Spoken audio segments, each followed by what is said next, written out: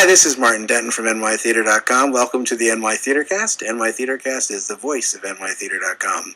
On today's podcast, we're going to be talking about Uncle Tom's Cabin, which is coming to Metropolitan Playhouse. With us today, we have the producer and director of the show, also the artistic director of Metropolitan Playhouse, Alex Roe, and we have one of the actors with us, the actress extraordinaire, Alex Marshall-Brown, who plays Topsy. So first of all, welcome. Thanks for being here. The first question I want to ask you is, I think everybody who's American has an idea of who Topsy is, even if it's not the right one.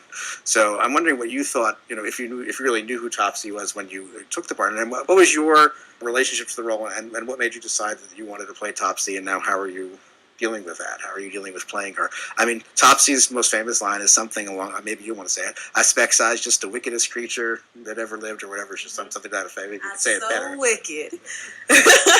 I was a little conflicted in terms of taking this role. I had read the book maybe 2 years ago, and I remember reading it then and being like, well, that was a lovely story. I think I consciously influenced myself based on the public view of what an Uncle Tom is, and had a preconceived bias towards it as I read it. Therefore, I didn't keep an objective view to it. For some reason, when the auditions came up, I said, yeah, sure, I'll go out for that and still see how that goes.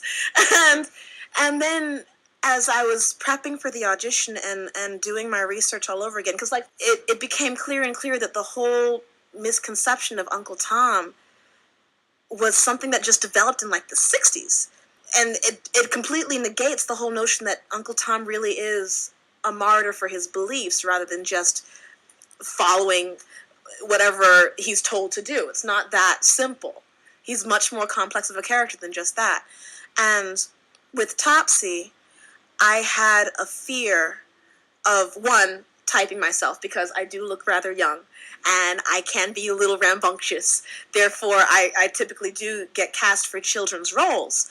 But she excited me. She wasn't just some little kid. She's young, but with very strong opinions. Her identity is shaped by the culture that she's living in, but she refuses to be suppliant to it. She chooses to use the negative terms that are thrown at her and create an empowering thing through that.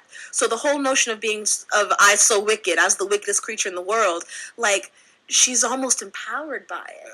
That's how she finds happiness. That's how she can sleep at night. Because otherwise you're just a stone and you can just get kicked around anywhere you go. I was terrified, but also really, really excited by it.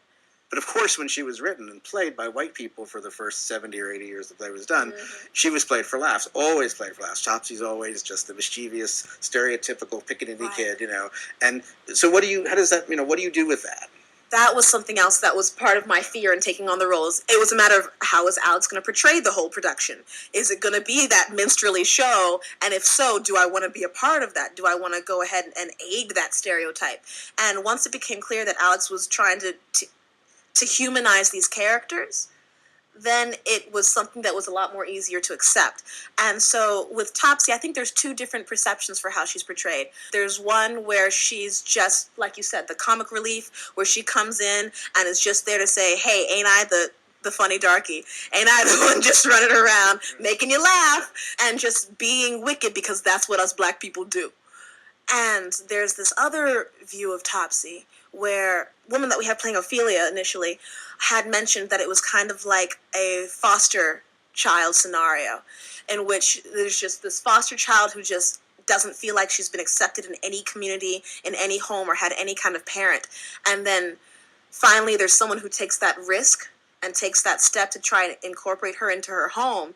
And in any foster scenario, the child's going to deny and fight it and not accept it initially. But it's when you can find that arc, and when the tipping stone arrives and you can say, yeah, well, maybe I can be part of this family because it seems as though they do really want me, and realizing that there may be this person who's willing to accept you into their home and risk loving you no matter how defiant you had been thus far. That's a journey that I was interested in taking, and it was that humanization of a character that really excited me about this show. Alex's audition and her interpretation of the role that helped me understand why I wanted to do it once I decided we should. She asked the question when she came in, do you want me to play this just like a little dancing pickaninny? With clearly a willingness to do that if that's what I wanted. The idea that one could do that and one could say, let's play all these characters for the stereotype or the laughter of them, because that's what was probably done in the 19th century, seemed kind of empty to me. There have been lots of minstrel shows about minstrelsy, and who has anything to learn from saying, wasn't this awful? But what she showed me in the interpretation of the role, in the audition, and her complete commitment to it, not balking at the language and not balking at the self-abuse of the character, was that there was actually an inspiring spirit trying to live and trying to survive in a world that rejected her and defined her entirely in a negative way, and she was still finding truth for herself, and suddenly the whole play opened up for me. The inspiration of this play is to show how much they can all, as Alex just said, be healed and brought together by daring to love someone. What does it take for you, Alex, as an actor, to have to get into the mindset of I'm property, and it was okay for me to be property? The whole notion of being property, it's not something that I chose to take too much weight upon. One, because Topsy is young enough that it's just her way of life.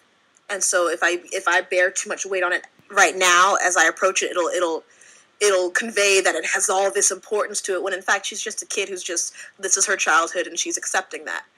In terms of the dialect, it's a bit of a tongue twister. There are some days when I come into rehearsal and the words just do not, I can read it, but I can't read and speak it. It's too psychological seeing all the letters jumbled together, because I spoke with you before about this, Alex. You were asking me why did she say Habden. And I was like, she's being lazy. She doesn't want to say have. She doesn't want to say them. She says Habden. It's all simplified, and when you don't think of it, and if I just laze up my speech and just don't try nearly so hard to say something like that, then you just go ahead and just really bastardize the language. It's the similar notion of the whole stereotype, and I remember I mentioned to you before about how your season was based on stereotypes, and that added to my fear of, do I want to do this show, because we're just gonna reinforce the whole stereotype that black people are just lazy and deserve to be beaten, like this and that, and then realizing, well, it's trying to identify, why do we have those stereotypes? Because stereotypes are there for a reason. Stereotypes exist and are formed because there were previous incidences that caused people universally to come to these conclusions.